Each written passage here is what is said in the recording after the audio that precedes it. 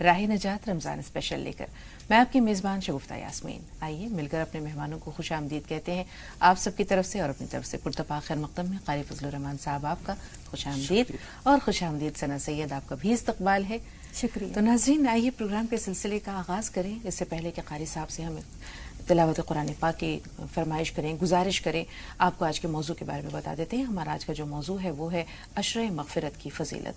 और अब हुस्ने आगाज़ के लिए अल्लाह के पाक नाम का सहारा लेते हैं, उसके पाक कलाम का सहारा लेते हैं और क़ारी फजलुर रहमान से मुअद्दबाना इल्तिमास करते हैं कि वो अपनी खुश इल्हान तिलावत कुरान पाक से हमारे अज़हान को मुनव्वर और हमारी समातों को मुअत्तर करें। आगाज़ कीजिए क़ारी साहब। अऊज़ु बिल्लाहि मिनश शैतानिर रजीम।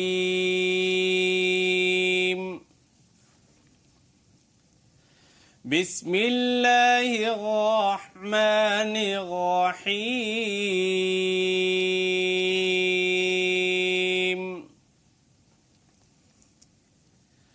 सब्बह लिल्लाहि मा फिस समावाति व मा फिल अर्ज़ि व हुवल अज़ीज़ुल हकीम। या अय्युहल्लज़ीना आमनू लिमा तक़ूलून मा ला तफ़अलून।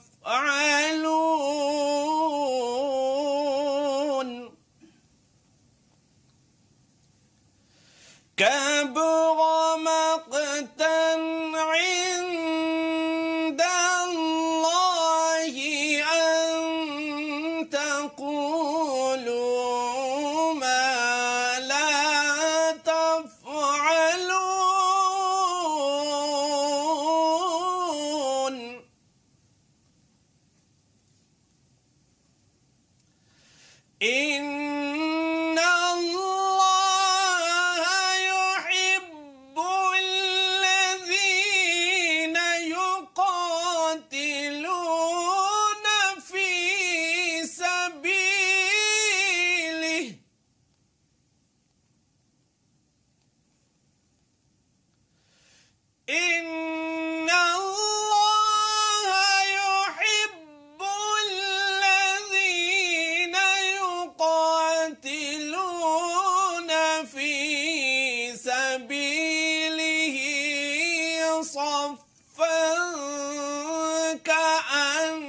كأنهم بنيان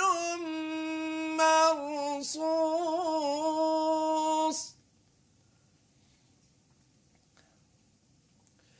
وإذ قال موسى لقومه يا قوم لم تؤذونني وقد تعلمون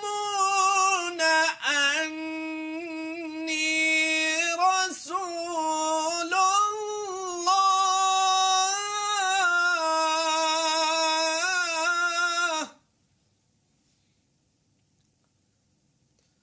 وقد تعلمون أني رسول الله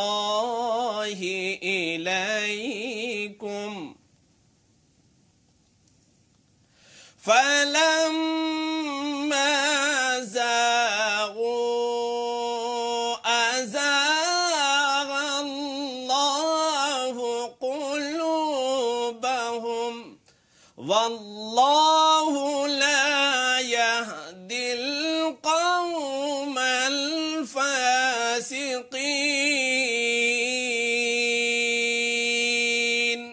صدق الله العظيم. सदक़ अल्लाहुल अज़ीम। अल्लाह ताला आपको जज़ाए खैर दे। सुभान अल्लाह, आपकी खुश इल्हान तिलावत कुरान पाक ने दिलों में सुरूर भर दिया क़ारी साहब। और वाकई अल्लाह के कलाम में वो लज्जत है जो कि तबीयत को सैर नहीं होने देता है। सही फरमाया अल्लाह ने कि अला बिज़िक्रिल्लाहि तत्मइन्नुल क़ुलूब, कि वाकई अल्लाह के कलाम में वो खूबी है, वो लज्जत है जो दिलों को सुकून बख्शता है, तमानियत बख्शता है। जज़ाकल्लाह। آئیے ناظرین اب ثنا کے پاس چلتے ہیں اور ثنا ایک منقبت پیش کرنے جا رہی ہیں. آج آغاز کیجیے. السلام علیکم ورحمۃ اللہ وبرکاتہ. بسم اللہ الرحمن الرحیم. خدا کے ماں سوا کوئی عبادت ہو نہیں سکتی. خدا کے ماں سوا کوئی عبادت ہو نہیں سکتی. جہاں میں مصطفیٰ جیسی قیادت ہو نہیں سکتی. صداقت کے بڑے قصے سنے ہوں گے مگر لوگوں صداقت کے بڑے قصے سنے ہوں گے مگر لوگوں صدیق مصطفیٰ جیسی صداقت ہو نہیں سکتی. جہاں میں مصطفیٰ جیسی قیادت ہو نہیں سکتی. بڑی پرناز ہو کے آج تک کہتی عدالت ہے. بڑی پرناز ہو کے آج تک کہتی عدالت ہے. کوئی فاروق اعظم سی عدالت ہو نہیں سکتی. کوئی فاروق اعظم سی عدالت ہو نہیں سکتی. بڑے حاتم سخی آئے جہاں میں ہر زمانے میں. بڑے حاتم سخی آئے جہاں میں ہر زمانے میں مگر عثمان غنی جیسی سخاوت ہو نہیں سکتی. مگر عثمان غنی جیسی سخاوت ہو نہیں سکتی.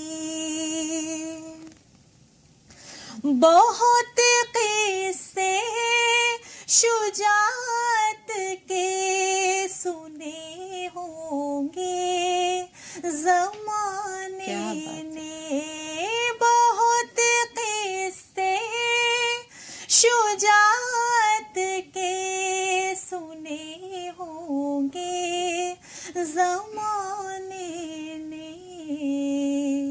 مگر ابن علی جیسی سخاوت ہو نہیں سکتی.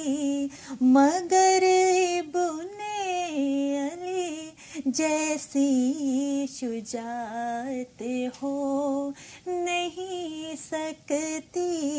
خدا کے ماں سوا کوئی عبادت ہو نہیں سکتی. جہاں میں مصطفیٰ جیسی قیادت ہو نہیں سکتی. بہت خوب ثنا، بہت خوب، بہت خوب. لفظ لفظ موتی تھا جسے آپ نے سروں کی مالا میں پرو دیا. بہت خوب، جزاک اللہ. اللہ آپ دونوں کو جزائے خیر دے اور اسی طرح ہمارے پروگرام کی رونق کو آپ چار چاند لگاتے رہیں. بہت شکریہ. تو ناظرین یہاں ایک چھوٹا سا بریک لے رہے ہیں، بریک کے بعد ملتے ہیں.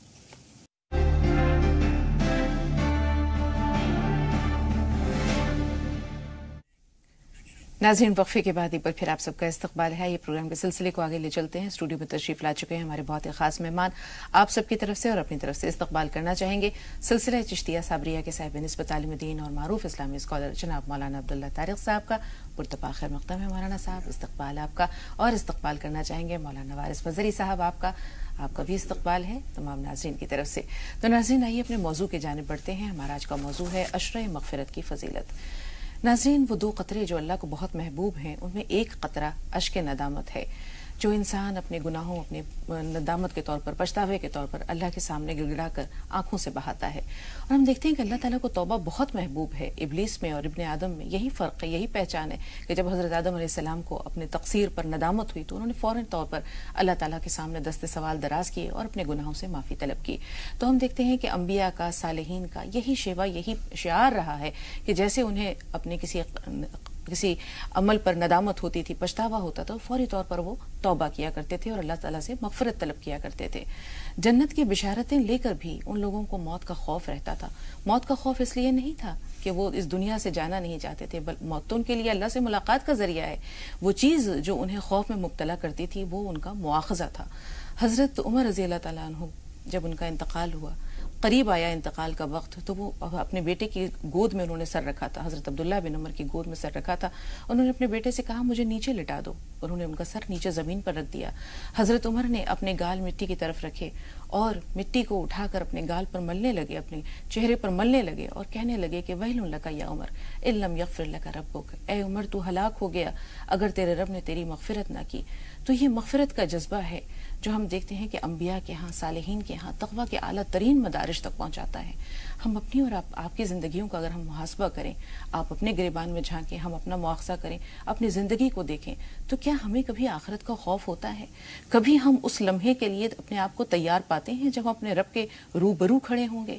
بہت خوفناک ہوگا وہ دن جسے روز حشر کہتے ہیں، اور بہت کڑی ہوگی وہ منزل جب انسان جب اس کے اعمال دیے جائیں گے اور جزا اور سزا کا فیصلہ ہوگا. اگر جزا ہے، اچھے اعمال ہیں تو یقینی طور پر جنت مقدر ہو جاتی ہے، لیکن اگر اعمال برے ہیں تو پھر رہتی عمر تک، جب تک کہ کیونکہ موت ختم ہو جائے گی، جب تک اللہ تعالیٰ اپنے بندے کو معاف نہیں کرے وہ جہنم میں ہی رہے گا، اور جہنم بہت برا ٹھکانہ ہے. تو جہنم کے بارے میں مولانا صاحب سے ہم جاننا چاہتے ہیں، کیونکہ وہ چیز جو بندے کو اپنے گناہوں پر نادم کرتی ہے، اللہ تعالیٰ سے توبہ طلب کرنے پر مجبور کرتی ہے اور آخرت کا خوف دلاتی ہے، وہ جہنم کا تصور ہے. تو جہنم کا نقشہ رسول پاک صلی اللہ علیہ وسلم نے یقینی طور پر اپنی احادیث میں کہیں نہ کہیں تو کھینچا ہوگا. وہ جہنم کیسی جگہ ہے مولانا صاحب اور اس کے کتنے درجات ہیں؟ السلام علیکم ورحمۃ اللہ وبرکاتہ. بسم اللہ الرحمن الرحیم. الحمدللہ رب العالمین والصلاة والسلام علی سیدنا و مولانا محمد وعلی آلہ واصحابہ اجمعین. اما بعد، ابھی جو واقعہ آپ نے حضرت عمر کا بیان کیا ہے، صحیح بات ہے کہ وہ جہنم کے استحضار، خدا پاک کے سامنے پیش ہونے کے استحضار، اس منظر کو سوچ کر یہ کیفیت تھی، اس لیے وہ اپنے آپ کو زیادہ سے زیادہ ذلیل کرنا چاہتے تھے. سر بیٹے کی گود میں رکھا ہوا ہے، یہ ایک عزت کی جگہ ہے. انہوں نے چاہا کہ عزت نہیں، اس وقت میں اپنی عاجزی کے ساتھ رب العالمین کے سامنے پیش ہونا چاہتا ہوں، اس لیے انہوں نے کہا سر نیچے رکھ دو. پھر اس سے بھی زیادہ ذلت حاصل کرنے کے لیے انہوں نے کہا کہ میں مٹی سے اپنا گال لگانا چاہتا ہوں، اس سے اور زیادہ ذلیل ہونا. اصل چیز یہ ہے جو عشرہ مغفرت شروع ہوا ہے، رحمت کا عشرہ چلا گیا. حضور اکرم صلی اللہ علیہ وسلم نے اپنی حدیث مبارک میں یہ فرمایا ہے کہ اولہ رحمتوں و اوسطہ مغفرتوں و آخرہ عتق من النار. 3 حصے ہیں، 10 دن کے 3 حصے ہیں. رحمت کا عشرہ گزر گیا ہے، ابھی مغفرت کا شروع ہوا ہے. مغفرت کے لیے ضروری ہے کہ ہم آنے والے وقت کو مستحضر رکھیں. جہنم کے حالات، اس کی کیفیات جو حضور اکرم صلی اللہ علیہ وسلم نے بیان فرمائی ہیں، यहाँ की आग तो उसका तसव्वुर ही नहीं कर सकती। बेशक यहाँ जो आदमी ज़्यादा से ज़्यादा जो आग सोच सकता है, बड़ी बड़ी भट्टियों में, जहाँ बड़ी फैक्ट्रियों में चीज़ें गलाई जाती हैं और गाडर बनाए जाते हैं, वो जितनी आग होती है वो भी उस आग के सामने कुछ नहीं है। हुजूर अकरम सल्लल्लाहु अलैहि वसल्लम फरमाया कि वहाँ जो जहर होगा उसका एक कतरा अगर ज़मीन में डाल दिया जाए तो दुनिया की हर चीज़ कड़वी हो जाए। इतनी तकलीफ़ें हैं, इतनी अजियतें हैं। और मैं तो कहता हूँ सबसे बड़ी अजियतनाक बात यह है कि अल्लाह रब्बुल आलमीन हमसे नाराज़ है। बेशक ये तसव्वुर सबसे ज़्यादा खौफनाक है कि आदमी की किसी बात से अल्लाह ताला नाराज़ हो जाए। इसलिए इस अशरे में अपने लिए ख़ास तौर पर मग़फ़िरत मांगी जाए। और मग़फ़िरत मांगने के लिए अभी जो आपने शुरू में जिक्र किया, सबसे बड़ी चीज़ जो है वो नदामत है। तौबा तो उससे उगती है, पैदा होती है। हुजूर अकरम सल्लल्लाहु अलैहि वसल्लम ने यही फरमाया है, अन नदम तौबतुन, नदामत ही असल तौबा है। दिल में जब शर्मिंदगी हो कि मैंने जो कुछ किया गलत किया, और फिर अपने आप को ठीक करने की भी कोशिश करेगा। जो गलत हो गया उस पर शर्मिंदा भी होगा। उस दिल पे खुदा की रहमत हो। जिस दिल की हालत होती है, एक बार खता हो जाती है, 100 बार नदामत होती है। आदमी रोता रहता है कि मुझसे हुआ क्यों ऐसा। हजरत अम्र इब्न आस इस्लाम कबूल कर लिया। हुजूर अकरम सल्लल्लाहु अलैहि वसल्लम फरमा चुके हैं, अल इस्लाम यहदिमु मा कान क़ब्ला, इस्लाम से पहले जो कुछ होता है इस्लाम सबको ढाके मिसमार करके ख़त्म कर देता है। ये उन्हें यकीन है। लेकिन फिर भी वो ये कह रहे हैं, इस्लाम लाने के बाद मैंने कभी हुजूर अकरम सल्लल्लाहु अलैहि वसल्लम की हयात में अपनी शर्मिंदगी की वजह से उनसे आंखें मिला के बात नहीं की। हमेशा ये एहसास रहता था कि इस शख्सियत की मुखालफत कर रहे थे हम सारी उम्र से। कुछ ऐसे ही हज़रत खालिद बिन वलीद के बारे में मिलता है कि मौलाना साहब, हज़रत खालिद बिन वलीद जब आते हैं और इस्लाम कबूल करते हैं तो उनके दिल में भी यही नदामत है कि इस्लाम दुश्मनी में कभी पीछे नहीं रहा। और वह रसूल पाक सल्लल्लाहु अलैहि वसल्लम के सामने बरमला इस बात का इजहार करते हैं। रसूल पाक सल्लल्लाहु अलैहि वसल्लम क्या फरमाते हैं कि इस्लाम इससे पहले के तमाम गुनाहों को माफ़ कर देता है। जब एक बार इस्लाम के हल्के में दाखिल हो गए, जब तौबा कर ली, तो समझिए कि एक तरह से ज़िंदगी का एक नया बाब शुरू होता है। अभी मौलाना साहब ने दिल की हालत के बारे में बताया कि दिल में ये एहसास पैदा होता है, लेकिन दिल तो मुर्दा होते जा रहे हैं मौलाना साहब। हम जब देखते हैं रसूल पाक सल्लल्लाहु अलैहि वसल्लम के असहाब के बारे में, या आपके उसके बाद जो सलफ हैं, ताबईन हैं, और अपनी आज की जिंदगियों को देखते हैं, तो हमने तो आखिरत को, मुआखज़े को, सबको फरामोश कर दिया है। हमें लगता है कि ये दुनिया की जो 4 दिन की जिंदगी है बस यही सब कुछ है, जबकि एक उखरवी जिंदगी है जो इससे बदरजहा बेहतर है। फिर हम वो क्यों नहीं मांगते? बिस्मिल्लाहिर्रहमानिर्रहीम, नहमदुहु व नसल्ली अला रसूलिल करीम, अम्मा बाद। ये अल्लाह तबारक व तआला ने ये जो दुनिया बनाई है वो इस तौर पे बनाई है, और हमारी ज़िंदगी को का जो नक्शा बनाया है वो इस तौर से बनाया है कि इसको शहवात के ख्वाहिशात में घेर दिया है। इसके नतीजे के तौर पे हमारे सामने हमारी ज़िंदगी में तरह तरह के हर मौके पे, हर कदम पे इस तरह की चीज़ें आती हैं कि जिसकी वजह से इंसान का नफ्स उसकी तरफ माइल हो जाता है। ये अल्लाह तबारक व तआला के बनाए हुए एक नक्शे के मुताबिक है, और यही आजमाइश है, यही दारुल इम्तिहान है। इंसान का काम भी है कि इन तमाम ख्वाहिशात, उकसाने वाली चीज़ें और जो इंसान के नफ्स को बहकाने वाली चीज़ें, इन तमाम चीज़ों से अपने आप को दूर रखे, अपने आप को कंट्रोल में रखे। और रोज़ा बुनियादी तौर पे इसी की मशक है। ये बात तयशुदा है कि इंसान के अंदर अल्लाह तबारक व तआला ने दोनों तरह के नफ्स रखे हैं। उसके अंदर फजूर का भी मादा रखा है, उसके अंदर तक़वे का भी मादा रखा है, अच्छाई का भी मादा रखा है, बुराई का भी मादा रखा है। यही फ़र्क है इंसान में, और यही फ़र्क है और एक फरिश्ते में। तो ये तो फितरत में उसके ये चीज़ लगी हुई है। इंसान का अपना काम यह है कि वो तक़वे की सिफत को उभारे, परहेज़गारी की सिफत को उभारे, और जो फजूर और गुनाह की जो सिफत है उसको दबाए। तो ये जो 1 महीने का जो पूरा रमज़ान जो रोज़े की है वो बुनियादी तौर पे वही तक़वे की, परहेज़गारी की सिफत को उभारने के लिए है। उसकी उस क़ुव्वत वो जो मलकूती है उसको उभारना, और जो क़ुव्वत बहीमी है, जो शैतानी ख्वाहिशात हैं और जो हैवानी ख्वाहिशात हैं, उसको दबाने का नाम है। तो इसको गनीमत जान के हमें किस तरीके से इस अपनी सिफत को उभारें, ये इसको मौका जानते हुए इस रमज़ान को इसके लिए इस्तेमाल करना चाहिए। गुफ़रान, मग़फ़िरत जो है वो गुफ़रान से निकला है। गुफ़रान का मतलब माफ़ी तलब करना है या माफ़ कर देना है। तो हम ये देखते हैं कि वो इंसान जो अल्लाह के बंदों से माफ़ी तलब नहीं कर सकता, وہ یقینی طور پر اللہ تعالیٰ کے سامنے بھی اپنی تقصیر کی معافی نہیں چاہے گا. ایک چھوٹا سا واقعہ یاد آتا ہے کہ حضرت ابوبکر صدیق اور حضرت عمر تشریف فرما تھے. حضرت ابوبکر نے کہا کہ اس قافلے کا کمانڈر اسے بنا دیتے ہیں. حضرت عمر فاروق نے کہا اسے نہیں، اسے بنا دیتے ہیں. تو حضرت ابوبکر نے کہا کہ ایسا لگتا ہے کہ آپ میری مخالفت پر کمر بستہ ہیں. تو حضرت عمر فاروق کہتے ہیں حاشا، ہرگز نہیں، میں ایسا تو سوچ بھی نہیں سکتا، لیکن آپ کو مجھے ایسا بولنا نہیں چاہیے تھا، ایسا کہنا نہیں چاہیے تھا. تو حضرت ابوبکر فوراً کہتے ہیں عمر مجھے معاف کر دو. تو حضرت عمر فاروق کہتے ہیں نہیں میں معاف نہیں کرتا. وہ کہتے ہیں عمر معاف کر دو. وہ کہتے ہیں نہیں کرتا. وہ کہتے ہیں کہ معاف کر دو ورنہ حضرت رسول پاک صلی اللہ علیہ وسلم کے پاس جا کر میں جو ہے فریاد کروں گا کہ عمر مجھے معاف نہیں کر رہے. وہ کہتے ہیں چلے جائیے. حضرت ابوبکر صدیق آدھی چادر ان کے شانے پر ہے، جسم پر ہے، اور آدھی زمین پر ہے، اور انہوں نے دوڑ لگائی رسول پاک صلی اللہ علیہ وسلم کے پاس. رسول پاک صلی اللہ علیہ وسلم نے آتے ہوئے دیکھا تو کہتے ہیں کہ ابو قحافہ کے بیٹے کو کسی نے کیا کہہ دیا ہے، یہ تو ایسا لگ رہا ہے جیسے جھگڑ کر آ رہے ہیں، لڑ کر آ رہے ہیں. اور حضرت عمر فاروق آہستہ آہستہ ٹہلتے ہوئے ساتھ آ رہے ہیں. جب وہ پاس آئے تو انہوں نے پوچھا کہ کیا ہوا. انہوں نے کہا رسول اللہ عمر مجھے معاف نہیں کر رہے. انہوں نے کہا کیا ہوا. انہوں نے سارا واقعہ بتایا. تو انہوں نے کہا کہ رسول اللہ میں اس شخص کو کیسے معاف نہیں کر سکتا، میری کیا مجال، میں تو انہیں اسی وقت معاف کر چکا تھا، لیکن میں یہ دیکھنا چاہتا تھا کہ میرا بھائی کرتا کیا ہے. تو یہ ہمارے اسلاف کے اخلاق تھے کہ چھوٹی چھوٹی باتوں پر وہ اپنے دینی بھائی سے معافی طلب کرتے تھے. ہم تو اتنے سخت دل ہو چکے ہیں کہ ہمیں اپنے بھائیوں کا یا اپنے سماج میں رہتے ہوئے اپنے ساتھ رہنے والے لوگوں کا احساس نہیں ہوتا. ہم اللہ تعالیٰ سے کس طرح ندامت کا اظہار کریں؟ اصل میں اللہ تعالیٰ نے انسان کے دل میں جو ضمیر رکھا ہے نا، اس میں ایک ترازو ہے، نظر نہیں آتی وہ، لیکن وہ ترازو ہے، ہر چیز کو تولتی ہے. میں نے جو لفظ بولا وہ حق و صداقت کے معیار پر کتنا صحیح ہے. میں نے جو انداز اختیار کیا وہ دوسرے کو دل دکھانے والا تو نہیں ہے. جس طرح تھرمامیٹر جو ہے وہ بتا دیتا ہے کہ کتنی ڈگری کی حرارت ہے، اس طرح سے ضمیر ہمیں بتا دیتا ہے کہ ہم جو لفظ بول رہے ہیں یہ لفظ کس حد تک صداقت ہے اس میں، اور کتنی گندگی ہے، کتنی دل آزاری ہے، کتنے دلوں کے لیے راحت ہے.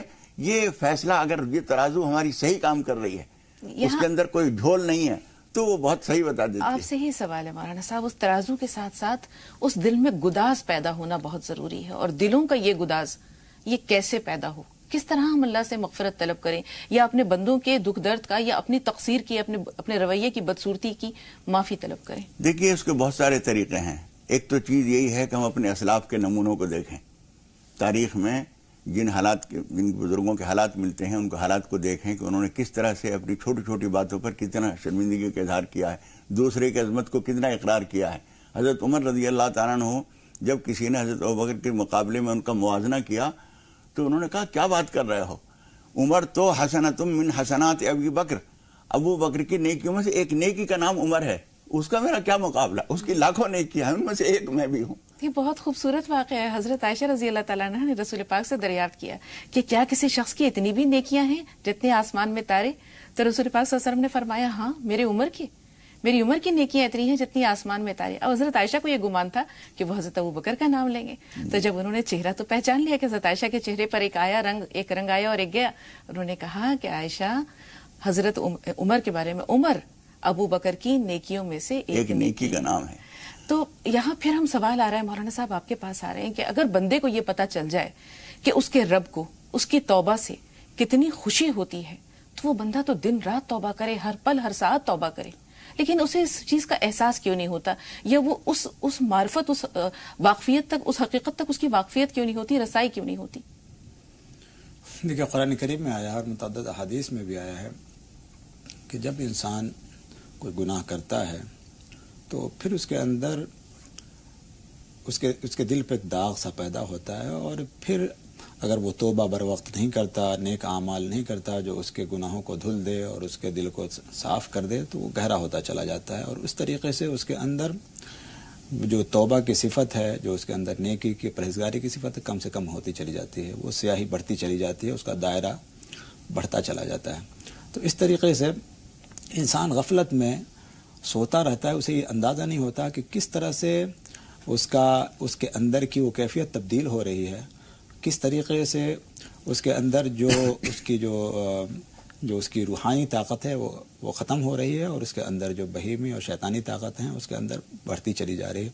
اسی لیے بار بار اس بات کی تاکید قرآن کریم میں اور رسول اکرم صلی اللہ علیہ وسلم کے احادیث میں کہ انسان ہمیشہ اپنے دل کا محاسب رہے، اپنے آپ کا محاسبہ کرتا رہے۔ رسول اللہ صلی اللہ علیہ وسلم نے فرمایا استفت قلبک، اپنے دل سے پوچھتا رہے، جس ضمیر کی معنی بات کرتے رہے، دل خود اس کا گواہی دیتا ہے، اس کا ضمیر خود اس کا گواہی دیتا ہے کہ وہ کس طریقے سے گناہوں میں مبتلا ہے یا کس طریقے سے وہ اس طرح کی چیزیں کر رہا ہے۔ تو جب انسان خود اپنے دل پہ مطلع ہوتا ہے، اپنا بار بار محاسبہ کرتا ہے، جس کی طرف قرآن کریم بار بار دعوت دیتا ہے کہ اپنے محاسبہ کرو، تو پھر اس کے اندر یہ جذبہ اور اس کے اندر یہ صفت بیدار رہتی ہے کہ اگر اسے کوئی ذرا سی بھی کوئی غلطی یا بھول چوک ہو گئی ہے تو وہ فوراً اس پہ متنبہ ہو کر کے اللہ کے حضور میں گر جاتا ہے، وہ سجدہ ریز ہو جاتا ہے اور اس طریقے سے اپنی ندامت کے آنسو بہا کر کے اپنی مغفرت، اپنے گناہوں کی معافی کرا لیتا ہے۔ ورنہ جو ایسا نہیں کرتا تو پھر وہی پختگی اس کے اندر ایسی پیدا ہوتی چلی جاتی ہے کہ پھر اس کے اندر سے یہ احساس ہی ختم ہو جاتا ہے۔ جب وہ احساس ختم ہو جاتا ہے تو وہ آخری درجے کی چیز ہوتی ہے۔ بالکل، یعنی ہم کہہ سکتے ہیں کہ دنیا سے بے رغبتی توبہ سے قریب کرتی ہے، اور اللہ تعالیٰ سے اجر و ثواب کا حصول بندے کو جو ہے وہ اللہ سے مغفرت طلب کرنے پر اکساتا ہے۔ اب یہ عشرہ مغفرت کا آغاز ہو چکا مولانا صاحب، عشرہ مغفرت میں زیادہ سے زیادہ کس طرح اللہ تعالیٰ سے ہم اپنی بخشش اور مغفرت طلب کر سکتے ہیں؟ کیا وہ اعمال ہیں، کیا اوراد ہیں، کیا اذکار ہیں، کیا تسبیحات ہیں؟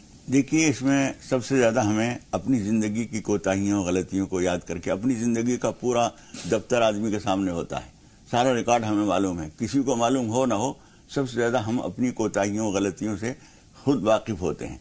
ان میں جو باتیں بھی ہمیں یاد آ جائیں ان کے لیے اللہ تعالیٰ سے بار بار معافی مانگیں، اور جو یاد نہیں ہے، اللہ تعالیٰ کو سب کچھ معلوم ہے، اس کے لیے بھی اللہ تعالیٰ سے معافی مانگیں کہ پروردگار، میں زندگی میں کوتاہیاں غلطیاں کرتا رہا اور بھولتا بھی رہا، مجھے نہیں معلوم، جو کچھ مجھے یاد ہے، مجھے فلاں بات یاد ہے، فلاں غلطی میں نے کی، فلاں غلطی میں نے کی، اس کے لیے معافی چاہتا ہوں، اور جو باتیں مجھے یاد نہیں رہی ہیں پروردگار، اس کے لیے معافی چاہتا ہوں۔ اپنے لیے معافی مانگیے، ربنا اغفر لنا ولاخواننا الذین سبقونا بالایمان، ہم سے بھی معافی مانگیے، ربنا اغفر لنا ولاخواننا الذین سبقونا بالایمان، ہم سے پہلے جو ہمارے بھائی گزر چکے ہیں ایمان والے، ان کے لیے مغفرت کی دعا کی جائے، اپنے والدین کے لیے دعا کی جائے۔ قرآن مجید میں اللہ تعالیٰ نے فرمایا کہ یہ تم دعا کیا کرو، رب ارحمہما کما ربیانی صغیرہ، ان کے لیے دعا کرو، تمام مومنین مومنات کے لیے دعا کی جائے۔ تو ہم جب جنازے کی نماز پڑھتے ہیں اس میں کتنا دائرہ وسیع کرتے ہیں، اللہم اغفر لحینا و میتنا و شاہدنا و غائبنا، جو ہمارے زندہ ہیں ان کے لیے بھی مغفرت فرما دے، جو دنیا سے جا چکے ہیں ان کی بھی مغفرت فرما دے، بڑوں کی بھی، چھوٹوں کی بھی، عورتوں کی بھی، مردوں کی بھی، بچوں کی، بڑوں کی، سب کے لیے مغفرت مانگتے ہیں۔ اللہ کی مغفرت کے خزانے اتنے ہیں کہ ان سب کو معاف کر دے۔ تو ایک حدیث قدسی میں اللہ تعالیٰ نے فرمایا کہ میں سب کو معاف کر دیتا ہوں، ولست ابالی، مجھے ذرا پرواہ نہیں ہوتی کہ کیسے کیسے بڑے مجرموں پاپیوں کو بھی تو نے بخش دیا۔ وہ فرماتا ہے کہ میں سب کو معاف کر دیتا ہوں، ولست ابالی، مجھے کوئی پرواہ نہیں۔ اللہ تو معاف کر دے گا مولانا صاحب، وہ یقینی طور پر رحیم ہے، کریم ہے، لیکن انسان جہاں قیامت کے دن جس چیز میں جو ہے وہ گرفتار ہوگا، جس مصیبت میں، وہ بندوں کے حقوق کی پامالی ہوگی۔ احساس بھی نہیں ہوتا، زبان سے کوئی ایسی بات نکل جاتی ہے کہ کسی کا دل جو ہے اس کو ٹھیس پہنچتی ہے، کسی کی عزت نفس مجروح ہوتی ہے، کسی پر ہم ظلم اور استحصال کر بیٹھتے ہیں۔ تو یہ جو زبان ہے ہماری، کہتے ہیں پرندے اپنے پیروں سے اور انسان اپنی زبان سے جال میں پھنستا ہے۔ تو قیامت کے دن ہماری نیکیاں، ہمارے حسنات جو ہیں وہ برباد ہو جائیں گے صرف ہماری زبان کی وجہ سے۔ تو زبان پر کنٹرول رکھنا، مولانا وارث مظہری صاحب، زبان پر قابو پانا یا زبان سے کوئی ایسی بات نکال دینا جس سے کہ کسی کی حق تلفی ہوتی ہے اور فوری طور پر، جیسے کہ حضرت ابوبکر صدیق کا واقعہ ہم نے دیکھا، اس سے معذرت طلب کر لینا، یہ بندے کو اللہ کی رحمت سے کتنا قریب کر دیتا ہے۔ بے شک زبان پر رسول اکرم صلی اللہ علیہ وسلم نے متعدد احادیث میں رسول اکرم صلی اللہ علیہ وسلم نے اس پہ زور دیا ہے، توجہ دلائی ہے۔ رسول اکرم صلی اللہ علیہ وسلم نے ارشاد فرمایا کہ اگر تم اپنے زبان کی ضمانت لو، اور اگر تم اپنے جو شہوت کی، یعنی اگر تم نے اس کو یعنی زبان کو کنٹرول میں رکھو، اور اگر تم نے صحیح طریقے سے اپنے شہوت کا، جنسی شہوت کا استعمال کیا، اگر اس کی تم ضمانت لیتے ہو تو میں تمہیں لیے جنت کی ضمانت لیتا ہوں۔ اس طرح متعدد احادیث میں خاموشی کی بہت زیادہ اہمیت رسول اکرم صلی اللہ علیہ وسلم نے بتائی۔ تو یہ بات صحیح ہے کہ زبان ایک بنیادی چیز ہے جس کی وجہ سے دوسروں کے حقوق پامال ہوتے ہیں، دوسروں کے، اور بار بار آدمی مصیبتوں میں گرفتار ہوتا ہے۔ تو یعنی بندوں کے جو حقوق العباد کا جو تعلق ہے اس میں ایک بڑا مسئلہ زبان کی وجہ سے پیدا ہوتا ہے۔ رسول اکرم صلی اللہ علیہ وسلم نے اسی لیے ارشاد فرمایا کہ انسان قیامت کے روز بہت پہاڑ کے برابر نیکیاں لے کر کے آئے گا، لیکن سب سے بڑا فقیر وہ ہوگا کہ جو اس قدر بڑی نیکیوں کا پہاڑ اپنے ساتھ لائے گا، لیکن اس نے کبھی کسی کا دل دکھایا ہوگا، کسی کے جذبات کو مجروح کیا ہوگا، یا اس کے حقوق کو پامال کیا ہوگا، اور اس کے نتیجے میں یہ ہوگا کہ اس کی ساری جو نیکیاں ہیں وہ آہستہ آہستہ تھوڑی تھوڑی کر کے اس کی ختم ہو جائیں گی، بڑھ جائیں گے. تو ایسا آدمی اصل مفلس یا ایسا آدمی اصل فقیر ہے. تو یہ چیز ہے سوچنے کی کہ جو اللہ تبارک و تعالیٰ کے جو حقوق ہیں، اللہ تبارک و تعالیٰ تو معاف کر دے گا، وہ غفور ہے اور بار بار کہتا ہے ان اللہ یغفر الذنوب جميعا. لیکن جو بندوں کے جو حقوق ہیں، وہ بندوں کے حقوق کا تعلق تو بندوں سے ہے، وہی معاف کرے گا. اللہ تبارک و تعالیٰ اس میں کوئی دخل اندازی نہیں کرے گا. اس لیے زیادہ حساس معاملہ یہ ہو جاتا ہے جس کا تعلق انسان سے. اور رمضان کا استقبال کرتے ہوئے ہم یہ دیکھتے ہیں مولانا صاحب کہ بہتر یہ ہوتا ہے کہ رمضان سے پہلے ہی ہم اپنے تمام لوگوں سے، چاہے وہ رشتہ دار ہوں چاہے ماں باپ ہوں، ہم معافی طلب کر لیں، کیونکہ یہ عشرہ مغفرت ایسا ہے. 10 دن گزر گئے ہیں لیکن پھر بھی ابھی دیر نہیں ہوئی ہے. بہتر یہ ہے کہ جب لیلۃ الجائزہ ہو اور اللہ تعالیٰ ہمیں ہمارے اعمال کی نیکیوں کا صلہ دے انشاءاللہ، تو ہم کوری کاغذ جیسے ہوں، ہمارے اوپر کسی کا کوئی قصور یا ایسا کوئی کسی کے سزاوار نہ ہو. 2 کالرز ہمارے پاس ہیں، گرچہ یہ موضوع تشنا ہے، موقع ملا تو انشاءاللہ پھر اس موضوع کی جانب آئیں گے. ریاض بھائی آپ سے مخاطب میں فرمائیے، سوال کیا ہے؟ جی آپ تینوں کو السلام علیکم. وعلیکم السلام ورحمۃ اللہ وبرکاتہ. جی میرے چھوٹے چھوٹے 2-3 سوال ہیں. جی بتائیے. یہ ایک تو میں مولانا صاحب سے پوچھنا چاہتا ہوں جی، جو ہم تراویح کی نماز پڑھتے ہیں جی یہ اس میں ثنا پڑھنا ضروری ہے یا نہیں؟ ٹھیک ہے. جی دوسرا سوال ہے میرا کہ جیسے ہم نے روزہ رکھا ہوا ہے جی اگر کوشش کرنے کے بعد بھی جمعہ کے دن جمعہ نہیں پڑھ سکتے جی روزہ رکھے ہوئے میں، جی تو روزے کے ثواب میں کوئی فرق پڑے گا؟ ٹھیک ہے. تیسرا سوال، آپ نے کہا کہ 3 سوال ہیں. تیسرا سوال یہ کہ عورتوں کے لیے بھی تراویح پڑھنا ضروری ہے؟ بہت اچھا سوال ہے، تھوڑا سا انتظار. فرزانہ صاحب آپ بتائیے آپ کا سوال کیا ہے؟ جی بہن فرزانہ صاحبہ ہمیں سن پا رہی ہیں؟ السلام علیکم. وعلیکم السلام. جی بہن ذرا بلند آواز سے فرمائیے، کیا کہہ رہی ہیں آپ؟ جی میرے گھر میں پریشانی ہوتے ہیں، برکت نہیں ہے. جی ہلو ٹھیک ہے، آپ کا سوال ہم تک پہنچ گیا. اللہ تعالیٰ پریشانیاں دور کرے اور خیر و برکت کے لیے انشاءاللہ مولانا صاحب سے ہم دعا کی گزارش کریں گے. اس کے علاوہ اپنے ناظرین کو یہ بھی بتا دیتے ہیں کہ آج پروگرام کے اختتام سے پہلے انشاءاللہ کوشش کریں گے کہ مولانا صاحب سے ہم یہ گزارش کریں کہ وہ اجتماعی دعا کے لیے اہتمام کریں. تو آپ اس دعا میں ضرور شامل ہوں، اپنے گھر کے لوگوں کو بھی شامل کریں اور آمین کہہ کر شرکت ضرور کیجیے. اب دیکھ لیتے ہیں آج کے دن کے بارے میں. آج کا دن تاریخ کے آئینے میں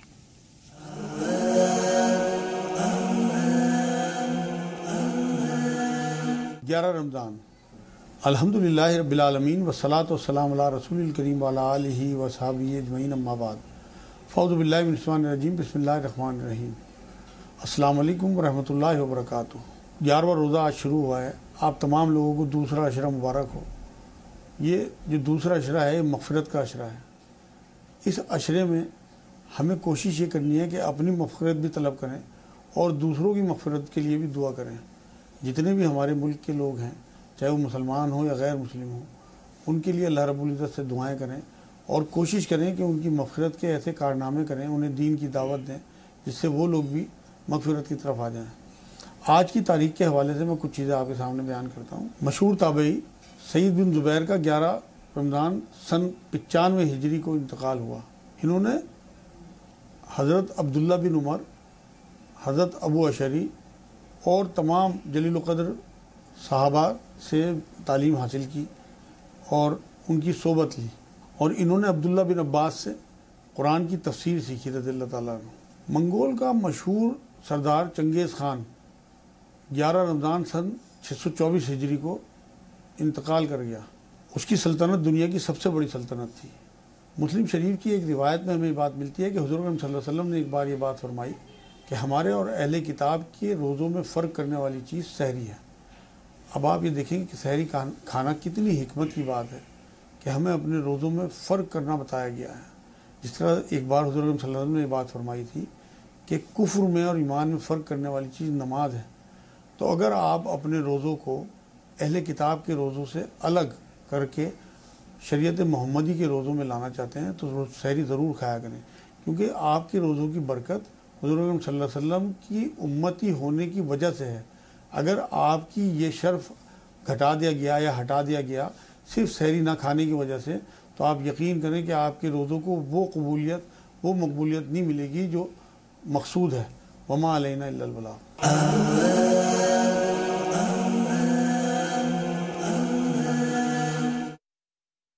خورشید اور صبا دونوں ہمارے ساتھ فون لائن پہ موجود ہیں.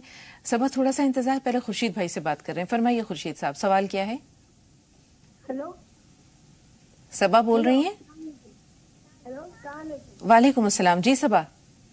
جی یاسمین بول رہے ہیں، خورشید بھائی کی بیوی. جی سوال بتائیے. جی میرا گھر جو ہے بننا ہے گوالٹولی میں. ہاں یاسمین نام ہے میرا. ٹھیک ہے یاسمین صاحبہ، اپنا سوال جاری رکھیے. میرا گھر گوالٹولی میں ہے، مچھلی آتے ہیں، اور وہاں جو ہے میری جٹھانی کے کمرے کے اوپر میرا کمرہ بننا ہے. ہاں ہاں میری جٹھانی کے کمرے کے اوپر میرا کمرہ بننا ہے، وہ جو ہے اعتراض کر رہی ہیں. کیوں اعتراض کر رہی ہیں؟ کیا کہہ کر اعتراض کر رہی ہیں؟ وہ کہہ رہی ہیں کہ ہم مکان جو ہے نہیں بنانے دیں گے. ملکیت کا حق برابر ہے دونوں کا؟ 4 بھائی ہیں، ان لوگ چاروں کا حق برابر ہے. ٹھیک ہے اور نیچے جٹھانی نہیں. ٹھیک ہے ٹھیک ہے. صبا صاحبہ آپ بتائیے، آپ کا سوال کیا ہے؟ وعلیکم السلام.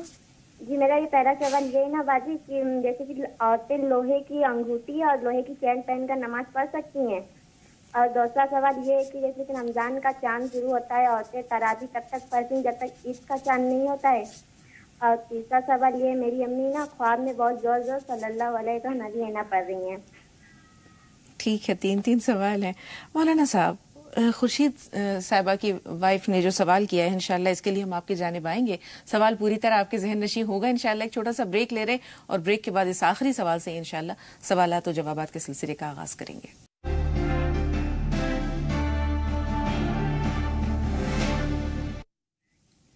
ناظرین وقفے کے بعد ایک بار پھر آپ سب کا خیر مقدم ہے. 2 کالرز اور ہمارے ساتھ ہیں، نذرانہ اور اسما. نذرانہ آپ پہلے آپ بتائیے سوال کیا ہے آپ کا؟ السلام علیکم. وعلیکم السلام ورحمۃ اللہ وبرکاتہ. جی بہن. بولنا چاہ رہے ہیں کہ 2 بھائی ہیں، ایک التحمد مظفر رضا، ایک الطاف رضا. دونوں میں پڑھتا نہیں ہے، دونوں مار پیٹ ہمیشہ کرتے رہتے ہیں. ان دونوں بھائیوں کی عمریں بتا دیجیے. ایک کا ہے 11 سال اور ایک کا ہے 10 سال. چلیے کوئی بات نہیں، ابھی اصلاح کی گنجائش ہے. کیوں مولانا صاحب؟ ایک کالر اور ہیں، اسما صاحبہ، ان سے بات کر لیں. جی اسما صاحبہ فرمائیے. جی السلام علیکم باجی. وعلیکم السلام، فرمائیے. جی باجی، ہمارے شوہر کو کوئی بھی کام میں کامیابی نہیں ملتی ہے، جو بھی کام میں ہاتھ ڈالتے ہیں اس میں وہ کامیابی ان کو نہیں ملتی. باجی ہم بہت روزہ نماز کرتے ہیں اور مولانا صاحب جو کچھ بھی بتاتے ہیں ہم سب کچھ پڑھتے ہیں. مولانا صاحب صبح فجر کی نماز کے بعد یا رحمان یا رزاقو یا اللہ بتاتے 313 بار، وہ بھی پڑھتے ہیں اور نمازوں کی پابندی بھی کرتے ہیں، لیکن ہمارے شوہر نمازوں کی پابندی نہیں کر پاتے ہیں. ٹھیک ہے جی مولانا صاحب، یہ تسبیحات ماشاءاللہ آپ ہی نے بتائی ہیں، اب یہ کہاں کمی رہ رہی ہے جو یہ پریشانیاں پیچھا نہیں چھوڑ رہی؟ دیکھیے حضور اکرم صلی اللہ علیہ وسلم کی ایک حدیث ہے، یوں تو بہت سارے اسباب ہوتے ہیں، لیکن حضور اکرم صلی اللہ علیہ وسلم فرماتے ہیں ان الرجل لا يحرم الرزق بالذنب يصيبه. اللہ تعالیٰ کی طرف سے کبھی کبھی روزی سے آدمی محروم کر دیا جاتا ہے کسی گناہ کی وجہ سے. اس لیے نماز توبہ پڑھیں بار بار، اور ان سے بھی کہیے کہ میں نماز پڑھتی رہوں اور سب کچھ کرتی رہوں، تسبیح پڑھتی رہوں اور تم نہ کرو، تو یہ تو ایک پہیے سے سائیکل نہیں چلتی، 2 ہونے چاہیے. وہ بھی کچھ دعا کریں، اللہ کے سامنے روئیں، گڑ گڑائیں، نماز توبہ پڑھیں، استغفار کریں، انشاءاللہ تعالی روزی کھلے گی. نماز توبہ پڑھیے، استغفار کریے، نمازوں کی پابندی کیجیے. ہم بھی دعا کرتے ہیں اللہ تعالیٰ آپ کی روزی کھول دے. آمین آمین. آپ بتائیں مولانا صاحب، 2 چھوٹے بچے ہیں 10 سال اور 11 سال کی عمر کے، انہوں نے کہا آپس میں بہت جھگڑا کرتے ہیں، تو یہ جھگڑنے کی عمر ہے، لیکن آپس میں محبت کیسے پیدا کی جائے یا ان کو سیدھے راستے پہ کیسے لایا جائے، اس کے لیے آپ حل بتائیے. دیکھیے یہ تو ہر گھر کا تقریباً قصہ ہے. بچے جھگڑنے اور لڑنے والے ہوتے ہی ہیں، خاص عمر تک ہوتے ہیں. ماں باپ کو یہ طریقہ اس طرح کے اختیار کرنی چاہیے کہ کس طریقے سے اپنی محبت سے، شفقت سے بڑوں کے ذریعے ان کو سمجھائیں. بعض میں کچھ زیادہ مادہ ایسا اس لیے ہو جاتا ہے کہ وہ غلط صحبت میں پڑ جاتے ہیں. دیکھنا چاہیے کہ غلط صحبتوں میں نہیں. آج کل جو غلط طرح کے پروگرام وغیرہ جو دیکھے جاتے ہیں ان کے نفسیات پہ اثر پڑتا ہے. ان چیزوں کو دیکھنا چاہیے کہاں سے اس طرح کی خرابی پیدا ہو رہی ہے. بچوں کی ہدایت کے لیے کوئی دعا بتا دیجیے مولانا صاحب، بچوں کی ہدایت کے لیے جو ماں پڑھیں یا باپ پڑھیں. دیکھیے اس کے لیے پرٹیکولر دعا کے بجائے آپ کو زیادہ سے زیادہ نمازیں پڑھنا چاہیے اور دعا کرنی چاہیے. اپنی زبان میں آپ کو دعا کرنی چاہیے اللہ تبارک و تعالیٰ سے کہ اللہ تعالیٰ انہیں ہدایت دے، انہیں صحت دے اور ان کی خرابیوں کو دور کرے. آپ خود اپنی زبان میں دعا کریں، یہ بہت عمدہ ہے. خورشید صاحبہ نے بتایا کہ مکان جو ہے وہ 4 بھائیوں کا ہے، اب کمرہ تعمیر نہیں ہونے دے رہی ہیں ان کی جٹھانی، تو ایسے میں کیا کیا جائے؟ دیکھیے ایک تو اپنے بزرگ جو ہیں خاندان کے ان کو بیچ میں ڈال کے اس معاملے کو حل کرنے کی کوشش کیجیے. دوسرے یہ کہ اگر یہ دعا تم یاد رکھ سکو، اب سے پہلے بھی ہم نے یہ دعا بتائی ہے وضو کے دوران اور وضو کے بعد، اللہم اغفر لی ذنبی ووسع لی فی داری وبارک لی فی رزقی. اس کو ریکارڈ کر سکو تو وہ کر لو یا لکھ سکو تو لکھ لو. پھر بتاتا ہوں، اللہم اغفر لی ذنبی ووسع لی فی داری وبارک لی فی رزقی. اور اس کے علاوہ یا حی یا قیوم برحمتک استغیث، یہ فجر کی نماز کے بعد، عشاء کی نماز کے بعد کم سے کم 21 مرتبہ پڑھ لیا کرو. اللہ سے دعا کرو، اللہ آسان فرمائے گا انشاءاللہ. ریاض بھائی نے شروع میں 3 سوال کیے تھے. پہلا سوال مولانا صاحب آپ کے پاس آ رہے ہیں. وارث صاحب، تراویح کی جو نماز ہوتی ہے اس میں انہوں نے کہا کیا سند ضروری ہے؟ دیکھیے نماز چاہے وہ تراویح کی ہو، چاہے نفل ہو، سنت ہو، فرض، سب کا ایک طریقہ ہے بالکل ایک دم. آپ کو سنا پڑھنا چاہیے، سنا کے ساتھ کے بعد پھر سورہ فاتحہ پڑھنی چاہیے، وہی طریقہ ہے نماز پڑھنے کا. جی. روزہ رکھا ہے کسی وجہ سے، جیسے یہ کہہ رہے ہیں کہ جمعے کی نماز نہیں پڑھ سک رہے، موقع نہیں نکال سک رہے یا کوئی دوسرا عذر درپیش ہے، تو ایسے میں روزے کی صحت پر کیا اثر پڑے گا؟ دیکھیے کسی ایک عمل کے نہ کرنے کی وجہ سے دوسرا عمل تو خراب نہیں ہوتا، یہ تو ایک اصولی بات ہے. لیکن جمعے جیسی نماز کے لیے اگر ہم وقت نہیں نکال پا رہے ہیں تو پھر دوسری نمازیں کہاں پڑھیں گے؟ پھر ہم جمعے کے لیے ضرور وقت نکالیے، لیکن اس کے باوجود اگر کسی وجہ سے نماز نہیں پڑھتا ہے، آدمی روزے رکھتا ہے، تو یہ نہیں کہہ سکتے کہ نماز نہیں پڑھتے تو تمہارا روزہ کیا. روزہ اپنی جگہ ایک فریضہ ہے، وہ پورا ہو رہا ہے تو اچھی بات ہے، جس میں کمی ہے اس کو ٹھیک کر لیے. تو یہاں یہ جمعہ اگر نہیں پڑھ پا رہے ہیں تو صرف ظہر کی نماز ادا کریں گے؟ جہاں ایسی کچھ مجبوری ہو، بہت دور ہے، جا نہیں سکتا ہے کسی وجہ سے، تو ظہر کی نماز پڑھ سکتا ہے آدمی. بہت شکریہ مولانا صاحب. عورتوں کے لیے تراویح کا کیا حکم ہے مولانا صاحب؟ جی بالکل، عورتوں جماعت کے ساتھ بھی پڑھ سکتی ہیں اور انفرادی طور پہ بھی پڑھ سکتی ہیں. اگر ان کو ایسی جگہ پہ جماعت کا اہتمام ہو رہا ہے جہاں مردوں کے ساتھ اختلاط نہیں ہے، جیسے گھروں میں آج کل خود نماز ہو جاتی ہے تراویح کی، تو وہ بالکل پڑھ سکتی ہیں، ورنہ خود انفرادی طور پہ اپنے گھروں میں نماز پڑھ لیں تراویح کی. جی. انجم صاحبہ فرمائیے، سوال کیا ہے آپ کا؟ السلام علیکم. وعلیکم السلام. یہ ہمارا سوال یہ ہے کہ روزہ رہنے میں صحت مطلب اسے کمزوری بہت زیادہ ہے، بی پی لو ہو جاتا ہے، روزہ نہیں رہ پاتے، دوپہر میں بہت زیادہ سنسناہٹ بدن میں کم ایسے شروع ہوتی ہے. جی. تو ایسے میں آپ کیا کہنا چاہ رہی ہیں؟ مولانا صاحب سے کیا جاننا چاہ رہی ہیں؟ مطلب ہم روزہ کیسے رہیں اس میں؟ ٹھیک ہے. فرزانہ صاحب آپ بتائیے آپ کا سوال کیا ہے؟ فرزانہ صاحب ہمیں سن پا رہی ہیں؟ السلام علیکم. جی وعلیکم السلام ورحمۃ اللہ وبرکاتہ. مجھے میرے امی پاپا کے لیے پوچھنا تھا. میرے گھر میں بہت لڑائی جھگڑے ہوتے ہیں اور امی بھی کچھ چپ نہیں رہتی ہیں اور پاپا بھی چپ نہیں رہتے ہیں اور گھر میں برکت وغیرہ بھی نہیں ہے. تو آپ مجھے کچھ بتائیے کہ اس کے لیے میں کیا کروں. میں نماز تو پڑھتی ہوں، امی پاپا کے بیچ میں لڑائی جھگڑا کچھ کم کر پاؤں، اس کے لیے مجھے کچھ دعائیں بتا دیجیے. اللہ تعالیٰ آپ کو کامیابی دے. مولانا عبداللہ طارق صاحب، مسئلہ آپ نے سنا، ایسے معاملات آپ بخوبی ہمارے کالرز کے جو ہے وہ جانتے رہتے ہیں، آپ تک پہنچتے رہتے ہیں. اگر ان کے ماں باپ بھی ہماری گفتگو سن رہے ہوں تو ان کو سمجھنا چاہیے کہ آپ لوگوں کی لڑائی یہاں تک پہنچ گئی ہے کہ بچے اب اس کے لیے پریشان ہو رہے ہیں کہ وہ کس طرح دور کیا جائے. یہ طریقہ مناسب نہیں ہے کہ ماں باپ اتنی لڑائی کریں کہ بچے پریشان ہو جائیں کہ ان کو کس طرح سے سنبھالا جائے. بچے آپ کو ٹماٹر نہیں مار سکتے، سزا نہیں دے سکتے، اور وہ پریشانی تو محسوس کرتے ہیں. اس لیے ان لوگوں کو چاہیے کہ اپنے آپ پر قابو پائیں. اور ایک بات میں بتاؤں، جو کبھی کبھی ایسا ہوتا ہے کہ کچھ ایسے اثرات ہوتے ہیں ہمارے کسی گناہ کی وجہ سے، ہماری کسی کوتاہی کی وجہ سے، وہ ہمارے ساتھ یہ چیز ہوتی ہے. سورہ بقرہ گھر میں پڑھیے اور پانی پہ دم کر کے اور اس کے چھینٹے لگائیے گھر میں، اور آپ لوگ پئیں بھی شام اور صبح کے وقت میں، اور اللہ تعالیٰ سے دعا کریں. اور اس بچی کو یہ چاہیے کہ جب نماز پڑھا کرے تو ایک بوتل پانی کے سامنے رکھ دے جا نماز کے، اور نماز سے فارغ ہونے کے بعد اس پہ دم کرے، وہ ان کو پلائے. اور جن کے ہاں اور بھی کوئی جھگڑے ٹنٹے ہیں یا بچوں کی کچھ پریشانی ہیں، وہ بھی یہ عمل کر سکتے ہیں. انشاءاللہ بہت مفید ہوگا. انشاءاللہ. نسیم صاحب فرمائیے، سوال کیا ہے؟ جی السلام علیکم. जी नसीम भाई, वालेकुम अस्सलाम वरहमतुल्लाहि वबरकातुहू। जी मैं पूछना चाहता बाजी, ये ख्वाब की ताबीर के बारे में पूछना था। वजीर आजम को, वजीर आजम के साथ अपने आप को देखना पहले दिन, दूसरे दिन वजीर खजाना के साथ अपने आप को देखना, ये कैसा ख्वाब होगा? चलें ठीक है, मौलाना अब्दुल तारिक साहब के हवाले ये ख्वाब करेंगे, अपने जहन में रखिएगा। मौलाना साहब यास्मीन साहबा से बात कर रहे हैं, फरमाइए बहन, सवाल क्या है? अस्सलाम वालेकुम आपसे। वालेकुम अस्सलाम वरहमतुल्लाहि वबरकातुहू। जी मुझे आपसे बात करना इतना अच्छा लगता है, आपकी कॉल को। चलिए बहुत बहुत शुक्रिया इन मोहब्बतों का, अल्लाह ताला आपको सलामत रखे, खुश रखे और जज़ाए खैर दे। मौलाना साहब, औरतों के लिए तरावीह की बात तो हो गई, अब परेशानी और खैर बरकत की कमी है। मौलाना वारिस मसरी साहब, ये एक बहन का सवाल है कि घर में परेशानियां भी बहुत हैं, खैर बरकत की कमी भी है।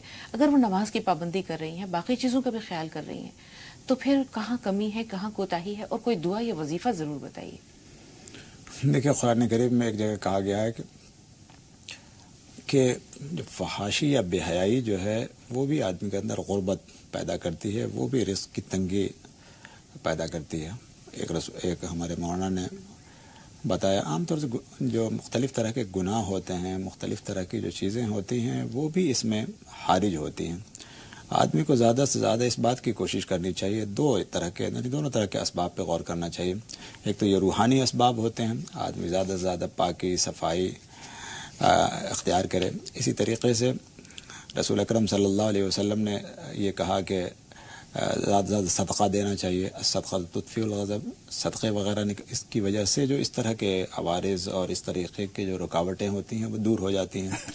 दूसरे फिर ख़ुद अपने असबाब पे भी गौर करना चाहिए, यानी सारे के सारे ऐसा नहीं होता कि सारे रूहानी असबाब होते हैं, बल्कि खुद आदमी के अपने, जैसे घरों में अगर झगड़े हो रहे हैं तो शायद ये भी रोज़ी की कमी है, खैर बरकत की कमी। बिलाशुबा तो ये देखना चाहिए कि ये जो खुद हमारे अपने अंदर जो कमियां हैं या हमारी फैमिली में जो कमियां हैं, क्या कमज़ोरियां हैं, उसको दूर करने की कोशिश करें। यही रुकावटें होती हैं और उसकी वजह से ये सारे मसाइल पैदा होते हैं। जी, 2 कॉलर्स और हैं। सईदा साहब फरमाइए, सवाल क्या है आपका? अस्सलाम वालेकुम। वालेकुम अस्सलाम।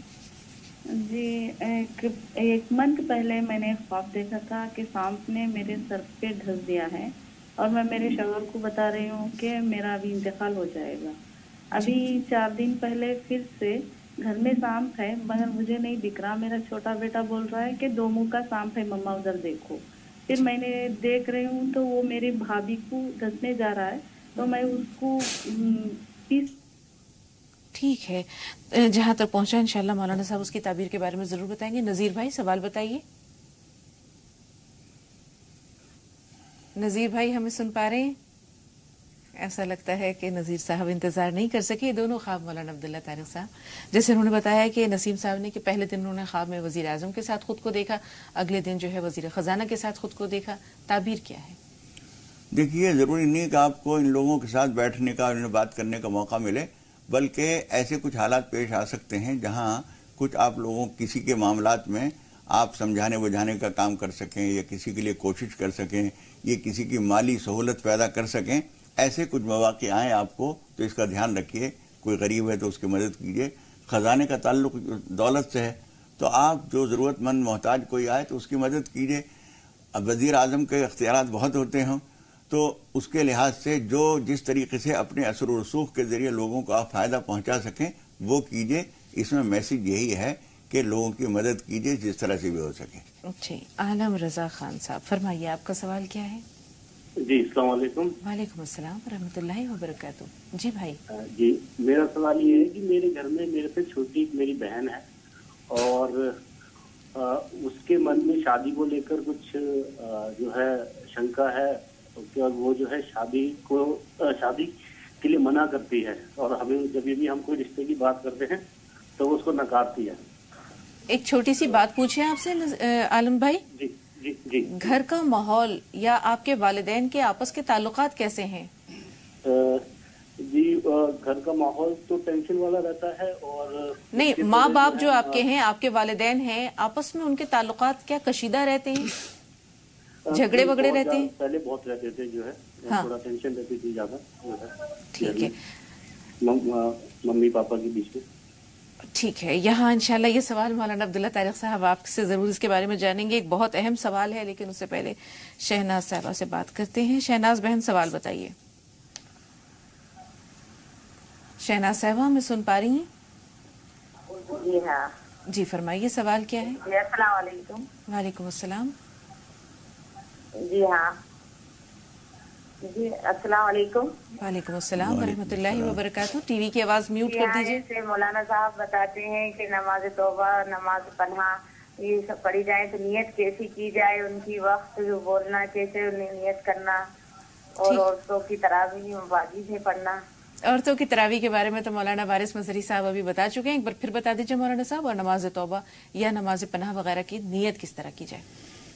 देखिए, जो नमाज तौबा पढ़ें, सिर्फ आप अपनी ज़बान में कहें कि मैं 2 रकत तौबे की नमाज पढ़ रही हूँ, और उसका एहसास आप करें कि आपने जो गुनाह किया है उसका एक तसव्वुर होना चाहिए। उसके तहत इसी नीयत से कि हम तौबे की नमाज पढ़ रहे हैं, बस इतना काफ़ी है। उसके लिए अल्फाज ज़बान से, वक्त तो होता नहीं कुछ उसके लिए मुकर्रर, इसके लिए कोई वक्त मुकर्रर नहीं है, नहीं ज़बान से अल्फाज बोलने की भी ज़रूरत नहीं है कि मैं पढ़ती हूँ नमाज तौबे की, ऐसा कुछ ज़रूरत नहीं। एक इरादा होना चाहिए, बस वो काफ़ी है। जहाँ तक वो जो तरावी की बात है जो हमने बताई थी, जिस तरीके से मर्द तरावी पढ़ते हैं वैसे ही औरतें तरावी पढ़ सकती हैं, दोनों में कोई फ़र्क नहीं है। 2-2 रकत कर करके 20 रकत नमाज पढ़ी जाती है। जी, आलम भाई का जो सवाल है, उन्होंने अपनी बहन के बारे में कहा कि वो शादी से मना करती है, बाकी बातें भी आपने सुनी, क्या वो माहौल और आपके सवाल ने ही उसका हल कर दिया। असल में बच्चियां कभी कभी ये देखती हैं कि शादी करने का नतीजा यही होगा जो तुक्का फजीती, हर वक्त के लड़ाई झगड़े हमारे अम्मा अब्बा के होते रहते हैं, हम शादी कर लेंगे तो ये धंधा हमारे साथ भी होगा। तो एक तो ये एहसास बच्चियों को या बच्चों को इस बात पे ले आता है कि शादी के झंझट में ना पड़ा जाए तो अच्छा है, एक सुकून की ज़िंदगी तनहा गुजारें। दूसरी एक बात ये होती है कि कभी कभी कुछ असरात होते हैं जो उसको शादी की तरफ आमादा नहीं होने देते। ऐसी कोई बात भी हो सकती है, इसलिए सूरह बकरा पढ़ें, सुबह शाम आयतुल कुर्सी पढ़ने का एहतमाम करें। और एक तीसरी बात, उन बच्चियों को, ऐसी बच्चियों को और बच्चों को ये समझाया जाए कि सबके साथ एक सा मामला नहीं होता। आपने अपने माँ बाप को या जहाँ भी मियाँ बीवी के झगड़े देखे हैं, आपको अपनी समझदारी से देखना चाहिए कि यहाँ गलती क्या है। गलती यह है कि हर एक अपनी अना पे अड़ जाता है, मैंने जो कहा है वो होना चाहिए। वो कह रही है कि मैं बांधी हूँ तुम्हारी, मैं जो तुम कहोगे वो कहूँगी, मेरी जो अपनी मर्जी है मैं नहीं करना चाहती। तो इसको ये समझना चाहिए बच्ची को या बच्चे को जो शादी से बचना चाह रहा है कि तुमने देख लिया कि बीमारी यह है कि हर आदमी अपनी नाक पे अड़ा हुआ है, अपनी अना पे अड़ा हुआ है। ये तुम नहीं करोगे तो झगड़े नहीं होंगे, बर्दाश्त करोगे झगड़े नहीं होंगे, एक दूसरे को गवारा करने की कोशिश करोगे झगड़े नहीं होंगे। तो शादी कर लेना चाहिए। और एक बात मैं ऐसी तमाम बच्चियों से कहना चाहता हूं कि इस वक्त तो तुम्हारा फैसला यही है कि शादी करनी नहीं है, लेकिन उसके बाद एक वक्त वो आएगा 40, 45 और 50 के बाद कि भाइयों की शादी हो जाएगी, उनके बच्चे हो जाएंगे, अपने उनके मसाइल होंगे, उसमें वो मसरूफ हो जाएंगे। आप जो हैं एक जायद उज़्व बनकर रह जाएंगे। जैसे एक छठी और 7वीं उंगली हाथ में होती है कि उसका कोई इस्तेमाल नहीं होता, बेकार होती है, इस तरह से घर के तमाम लोग तुम्हें देखेंगे कि एक फालतू चीज यहाँ पड़ी हुई है, और फिर नाकदरी होगी। और उस वक्त आपका एहसास नदामत कोई काम नहीं आएगा। उस वक्त सोचना पड़ेगा कि काश हम वक्त पे शादी कर लेते तो ये जिल्लत न उठती, लेकिन फिर इसका कोई हल नहीं होगा। इसलिए ऐसी जिद पे ना अड़िए, शादी कर लीजिए और अल्लाह से दुआ कीजिए। जरूरी नहीं है कि सबको एक सा जवाब मिले।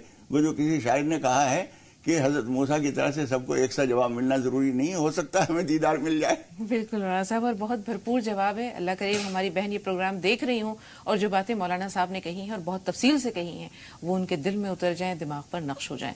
इसके अलावा एक छोटी सी गुजारिश ये भी है कि वो वालिदैन जिनके झगड़ों के नतीजे में उनके ज़हन दिल पर ये असरात मुरतब हुए हैं, वही अपने प्यार भरे रवैये से अब इन नकूश को मिटाएं और उन्हें एक नई जिंदगी के लिए तैयार करें। 2 कॉलर्स हमारे साथ और हैं। पहले कॉलर कौन है भाई, अपना नाम बताइए। हेलो जी सबिया साहिबा फरमाइए, आपका नाम फरामोश हो गया था, बताइए सवाल क्या है। सबिया साहिबा सुन पा रही हैं?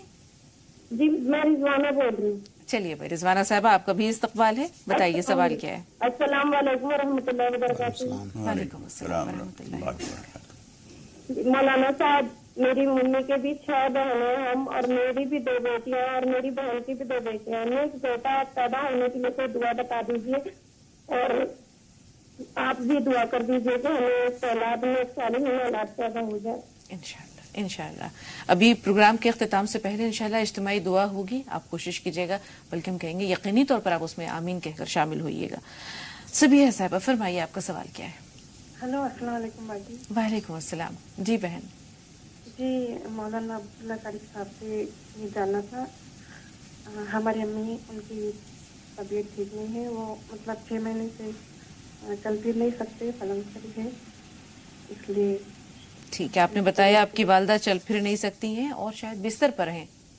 हाँ ठीक है, थोड़ा सा इंतज़ार, इंशाल्लाह तमाम सवालात हमारे पास महफूज हैं और मौलाना साहिबान से ज़रूर इस पर रहनुमाई लेंगे, लेकिन उससे पहले आपको आगरा ले चल रहे हैं। नाज़रीन, तारीखी शहर आगरा अगर आप आते हैं तो सबसे पहले नज़ारा करते हैं ताजमहल का। ताजमहल के बाद आप आगरा फोर्ट जाते हैं, जामा मस्जिद देखते हैं, यहाँ के बाजार देखते हैं, यहाँ पर जो फुटवेयर का कारोबार है वहाँ से अपनी पसंद के सामान खरीदते हैं। ये आगरा की खास बात है। और आगरा की सबसे खास बात अगर मैं सामान के एतबार से करूँ, यहाँ की सनत के एतबार से करूँ, तो वो है आगरे का पेठा, पेठे से बनी मिठाइयाँ। और मिठाइयों में जो अव्वल तरीन नाम है वो पंछी का होता है। पंछी आउटलेट पर इस वक्त मौजूद हूँ और तमाम यहाँ पर जो खरीदार हैं वो अपनी अपनी पसंद के पेठे की मिठाई यहाँ से खरीद कर ले जा रहे हैं। मैं शुरुआत यहाँ से करता हूँ, मैं आपको आदाब पेश करता हूँ। आदाब। बताएं साहब, कहाँ से आप तशरीफ लाए हैं? मैं हापुड़ से आया हूँ। मेरा नाम हर्ष शर्मा एडवोकेट है। मैं income tax sale tax advocates के पूरे उत्तर प्रदेश के प्रांत का समस्त अधिवक्ताओं का मैं अध्यक्ष हूँ। जी जी, ये बताएं कि यहाँ आगरा जब तशरीफ, मैं 1976 से मैं यहाँ पे स्टूडेंट रहा, कभी आगरा में पढ़ता था, मैंने आगरा से किया। और आज उसी अपने जो प्यार के कारण जो मुझे पंछी पेठे का प्यार 1976 से मुझे मिल रहा है, जो यहाँ का मेरे को टेस्ट पसंद है पंछी पेठे का, उसी लालच में मैं आज अपने बच्चों के लिए, अपने ग्रैंड चिल्ड्रंस के लिए पेठा लेने के लिए स्पेशली। नाज़रीन, पेठे की अगर बात करें तो पेठा सिर्फ एक रिवायती जायके में नहीं है, यहाँ पर मुनफरिद जायके आपको देखने को मिल सकते हैं। यहाँ पर चॉकलेट्स आपको फ्लेवर मिल सकता है, चमचम फ्लेवर मिल सकता है, केसर यानी जाफरानी पेठे की मिठाई भी आप खा सकते हैं, पान का मजा भी आप पेठे के साथ ले सकते हैं, यानी पेठे में पान के जायके को आप महसूस कर सकते हैं आसानी से। मैं कुछ पेठे आपको दिखाता हूँ। देखिए ये देखिए चॉकलेट पेठा है, गुलाब लड्डू पेठा है, उसके आगे सैंडविच पेठा है, चेरी केसर पेठा है, चेरी केवड़ा पेठा है, और ये चेरी खास पेठा है। चेरी मैंगो यानी आम का मजा आप ले सकते हैं, यहाँ पर सादे पान का मजा ले सकते हैं। और ये आगे वाला जो है ये रिवायती पेठा है और ये जाफरानी पेठा है। इस पेठे में आप अंगूर का जायका ले सकते हैं। तो मुख्तलिफ अंदाज के, मुख्तलिफ डिजाइन के और मुख्तलिफ जायकों के पेठे यहाँ पर मुहैया हैं। कुछ और शौकीन हैं मेरे साथ, उनसे बात करता हूँ। आप कहाँ से आए हैं? जी मैं तो कानपुर से आया हूँ। कानपुर से आए हैं, यहाँ के पेठे पसंद हैं? जी बिल्कुल। क्या खास बात है इन पेठों की?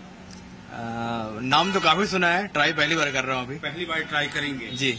अब मैं पेठे की तारीख पूछूंगा कि आगरा में पेठे की क्या इतिहास है, क्या तारीख है। आपको आदाब पेश करता हूँ। क्या तारीख है आप? तो आगरा में पेठा हमारी दुकान जो है 1926 से है। जो पंछी पेठे की स्थापना इन्होंने सेठ पंछीलाल जी थे, इन्होंने की थी। जी जी जी। कितने तरह के पेठे हैं? करीब 27-28 तरह की वैरायटी है हमारे पास, और उसके अलावा नमकीन भी 20-25 तरह के हैं। कुछ पेठों के नाम बताएं, कुछ पेठों की क्वालिटी के नाम बताएं। जैसे पान पेठा है, सैंडविच है, चॉकलेट है, गुलाब लड्डू पेठा है, जो रेगुलर में केसर पेठा है, अंगूरी है, केसर अंगूरी पेठा है। अच्छा, हर वक्त रौनक रहती है आपके यहाँ? हर वक्त रौनक रहती है। हर वक्त रौनक रहती है, लेकिन खास तौर पर रमजान में यहाँ पर कस्टमर्स की तादाद बढ़ जाती है, चाहने वालों की तादाद बढ़ जाती है। दूर दराज से लोग आते हैं, न सिर्फ आगरा से, न सिर्फ यूपी से, बल्कि पूरे हिंदुस्तान से, और हिंदुस्तान से बाहर दूसरे ममालिक तक पेठे के शौकीन यहाँ से पेठा परचेज करते हैं, यहाँ का पेठा मंगाते हैं। बारी जायका लेने की है कि क्या खास बात है इस पेठे की, आगरा के पेठे की। तो मैंने जब दरियाफ्त किया तो मेरे सामने ये डब्बा पेश किया गया है, और इस डब्बे में देखिए ये पेठा रिवायती रंगत लिए हुए है, लेकिन खास बात ये खोपरे का बुरादा इसके ऊपर है। अब जायका लेकर बताता हूँ कि जायका कितना उम्दा है और क्या खास बात है। पेठे के साथ साथ नारियल की खुशबू एक तरह से मजे को दुगना कर रही है। रसीला है खाने में, मीठा है, ताजगी देने वाला है, क्योंकि ये पेठा आगरा का है और आगरा का पेठा दुनिया भर में मशहूर है। नाज़रीन, यहाँ लेंगे एक छोटा सा ब्रेक।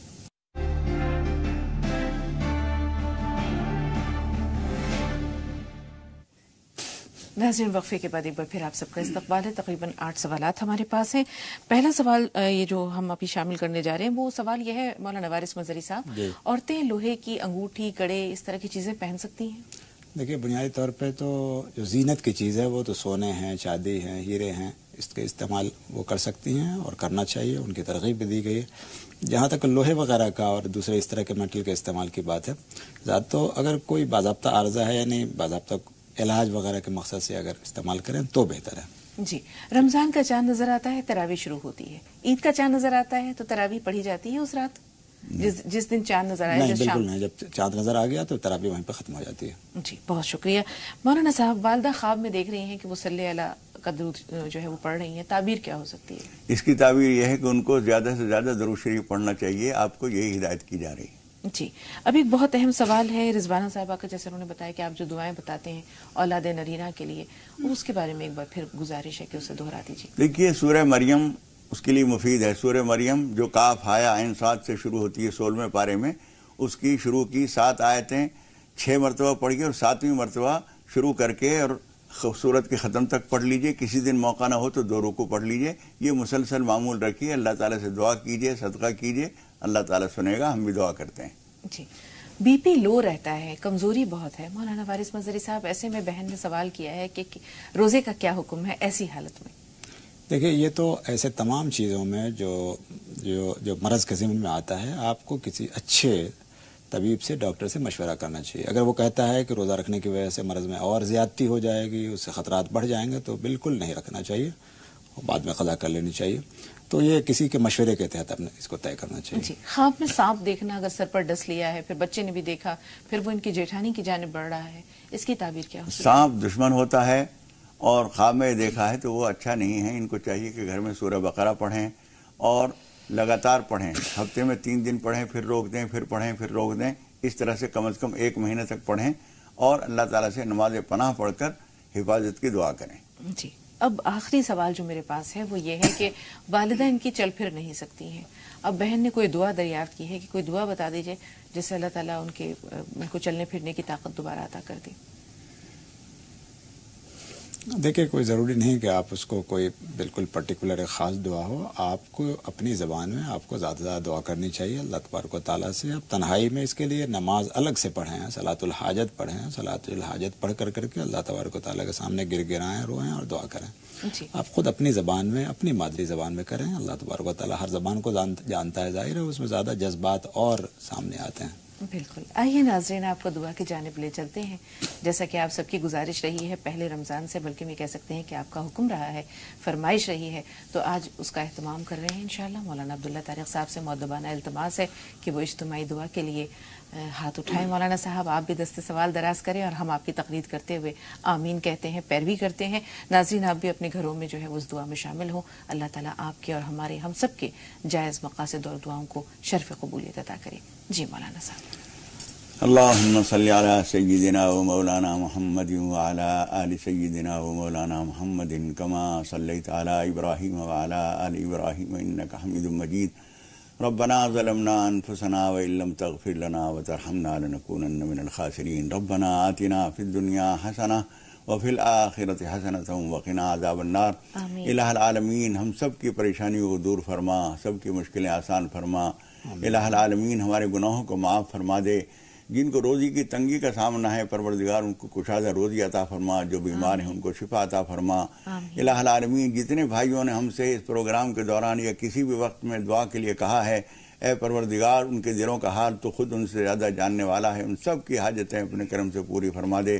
परवरदिगार, मुल्क में अमन व अमान कायम फरमा, मुल्क में परेशानियों को दूर फरमा, दुख बीमारियाँ दूर फरमा दे। पूरे आलम इंसानियत हमारे लिए और पूरी दुनिया के लिए, हमारे मुल्क के लिए इलाहुल आलमीन हर तरह से बाइस खैर और बरकत बना दे। इलाहुल आलमीन, बीमारियां दूर हो जाएं, पानी की परेशानियां, जहां पानी की कमी की परेशानी है वो दूर हो जाए, जहां सैलाबों के वाक़यात हो रहे हैं वो दूर हो जाएं। परवरदिगार, तुझसे हर चीज़ का अमन अमान मांगते हैं। परवरदिगार, गले की अर्ज़ानी मांगते हैं और भी जिस तरह की परेशानी है, परवरदिगार सबसे निजात अता फरमा। अपने सामने झुकने, रोने, दुआ करने की, अपने सामने आंसू बहाने की हमें तौफीक अता फरमा। कुरान मजीद का हक़ अदा करने की तौफीक दे। तरावी का हक अदा करने की तौफीक दे, रमज़ान के और उसके महीने के रोज़ों की परवरदिगार कदर करने की तौफीक अता फरमा। ए परवरदिगार, तेरी तौफीक के बग़ैर न कोई कदम उठा सकते हैं, न कोई चीज़ पढ़ सकते हैं। परवरदिगार, तुझी से तौफीक मांगते हैं। इलाहुल आलमीन, अपने करम से हर मुश्किल आसान फरमा दे। हमें इबादतों का ज़ौक़ व शौक़ नसीब फरमा। गुनाहों की नफ़रत हमारे दिलों में भर दे। एक दूसरे का अदब एहतराम करने की तौफीक अता फरमा। एक दूसरे के जज्बात को समझने और उसकी रियायत करने की तौफीक अता फरमा। इलाहुल आलमीन, तेरी मदद के बग़ैर हम कोई कदम नहीं उठा सकते। तुझसे मदद चाहते हैं। हमारे दिल व दिमाग खुद हमारे काबू में नहीं हैं, हमारी ज़ुबानें हमारे काबू में नहीं हैं। ए इलाहुल आलमीन, हर चीज़ को सही तौर पर अंजाम देने की तौफीक अता फरमा। एक दूसरे के जज्बात की रियायत करने की तौफीक अता फरमा। इस प्रोग्राम को और इस चैनल को, इनको तरक्की अता फरमा और मुल्क कौम की ज़्यादा से ज़्यादा देर तक और दूर तक खिदमत करने की इलाहुल आलमीन तौफीक अता फरमा। हम लोग जो इसमें खिदमतगार हैं, सही बात कहने और सही मैसेज दुनिया को देने की हमें तौफीक अता फरमा। इलाहुल आलमीन, तेरी मदद मांगते हैं। अपने प्यारे रसूल सल्लल्लाहु अलैहि वसल्लम के वास्ते वसीले से हमारी तमाम दुआएं कबूल फरमा। आमीन। व सल्लल्लाहु तआला अला खैरि खल्क़िही मुहम्मदिन व आलिही व अस्हाबिही अजमाइन बिरहमतिका या अरहमर राहिमीन। बहुत शुक्रिया मौलाना साहब इस कीमती दुआ के लिए। अल्लाह ताला आपकी ज़ुबान में ताकत दे, आपकी ज़ुबान में बरकत दे और अल्लाह ताला इन दुआओं को शर्फ़ कबूलियत अता करे।